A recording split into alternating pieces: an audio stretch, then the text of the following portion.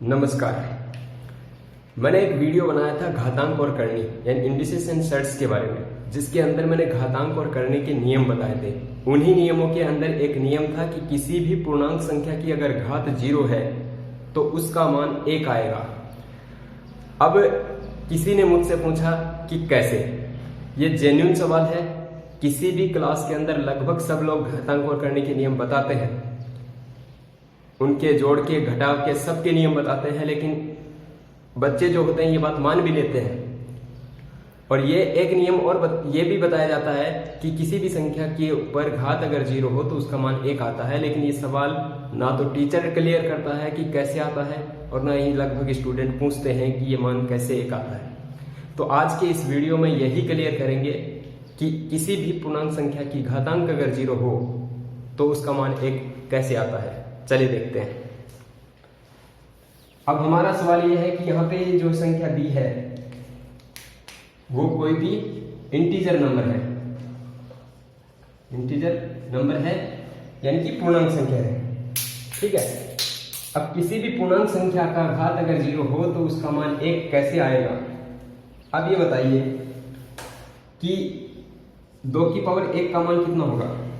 2 की पावर 1 का मान 2, 2 की पावर 2 का मान 4, 2 की पावर 3 का मान 8, 2 की पावर 4 का मान 16, 2 की पावर 5 का मान 32। ठीक। अब यहां पे एक दूसरी संख्या लेता हूं।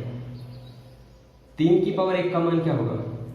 3 की पावर 2 का मान 9, 3 की पावर 3 का मान 27, 3 की पावर 4 का मान 27, 81।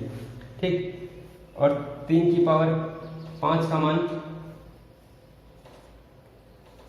243। ठीक है। अब यहां पे एक सवाल और ये है कि यहां पर किसी भी संख्या के ऊपर मैंने घात 0 लगाई है तो ये मान 1 आ रहा है। इसका मतलब कोई भी संख्या जैसे घात अगर 5 की पावर 0 होगी तो भी 1 मान होगा, और अगर 2 की पावर 0 होगी तो भी मान 1 होगा। यहाँ पे देखिए दोनों संख्याएं बराबर आ रही है, परिणाम में दोनों संख्याएं बराबर आ रही है। अगर मैं इसको a इक्वल टू बी मानूं और इसको c इक्वल टू बी मानूं तो यहाँ पे क्या होगा, a also equal to c होगा। ठीक है। a also equal to c होगा। ठीक है। तो इसका मतलब ये है या नहीं है। ये है, बिल्कुल है। क्योंकि आप यूं मानो कि जैसे 3 + 5 करूंगा तो भी 8 आएगा, और 4 + 4 करूंगा तो भी 8 आएगा। ये दोनों अगर बराबर हैं तो ये दोनों भी बराबर हैं। इसका मतलब ये दोनों आपस में बराबर हैं। क्या है, बराबर है। अब यहाँ पर वापस लौटते हैं हम हमारी चीज के ऊपर। यह बात मैंने इसलिए बताई है कि यहाँ पे किसी भी संख्या के ऊपर 0 रखने से उसका जो मान आएगा बराबर 1 आएगा। यह संख्या चाहे कुछ भी हो, और वो संख्या इनका जो मान होगा वो आपस में बराबर होगा। ठीक है। अब यहाँ पे देखिए कि क्या हो रहा है। 2 की घात जब 1 है तो मान 2 है, 2 की घात जो 2 है तो इसका मान 4 है, 2 की घात 3 है तो इसका मान 8 है, 2 की घात 4 है तो इसका मान 16 है, 2 की घात 5 है तो 32 है। ठीक है। अब एक गौर करने वाली बात यह है कि ये मान यहां से यहां कैसे आया, यानी कि इसमें घात 1 कम है, यानी कि इसी मान में अगर मैं 32/2 कर दूंगा तो क्या आएगा, 16। 16 में 16/2 करूंगा तो क्या आएगा, 8। और यहां से यहां कैसे आएगा, 8/2 करूंगा। यानी कि ये मैंने बेस ले रहा हूं। यहाँ पे जो संख्या ले रहा हूं ये मैं बेस की ले रहा हूं। ठीक है। जिस संख्या की, जिस ए संख्या की बात कर रहा हूं ना वो संख्या ले रहा हूं। तो क्या आएगा, 4 आ गया। 4 के अंदर घात,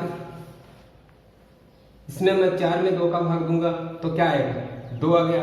अब यहाँ पे है हमारा किसी भी संख्या के ऊपर घात 0, यानी 2 की घात 0। तो देखिए यहां से ये संख्या यहाँ पे कैसे आएगी, क्योंकि मैंने इस संख्या में 2 का भाग दिया तब इसका मान आया था। तो मैं इस संख्या में 2 में 2 का भाग दूंगा तो क्या आएगा, 1। ठीक है। इस तरीके से हमारा जो है 2 की घात 0 का मान क्या आ गया, 1 आ गया। अब इधर देखिए, सेम इधर देखिए, यहां से यहां पर संख्या कैसे आ रही है, 243 में जब मैं भाग दूंगा 3 का तो क्या आएगा, 81। 81 में भाग दूंगा 3 का तो क्या आएगा 27, 27 में भाग दूंगा 3 का तो आएगा क्या 9, और 9 में 3 का भाग दूंगा तो क्या आएगा 3, और मैं 3 में 3 का भाग दूंगा यानी कि 3 की पावर 0 है यहाँ पे तो क्या आएगा 1। ठीक है, तो इस तरीके से हम जो ये प्रूफ कर सकते हैं कि किसी भी संख्या के ऊपर अगर घात 0 हो तो उसका मान क्या आएगा 1 आएगा।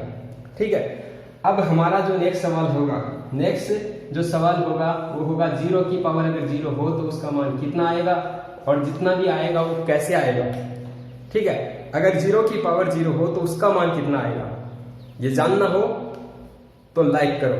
अगर इस वीडियो में जो बात बताई है कि किसी भी संख्या के ऊपर घात अगर 0 हो तो उसका मान 1 कैसे आता है, अगर ये बात आप पहले से जानते तो बहुत अच्छी बात है, लेकिन अगर आपने ये बात आज जानी है तो लाइक करो यार।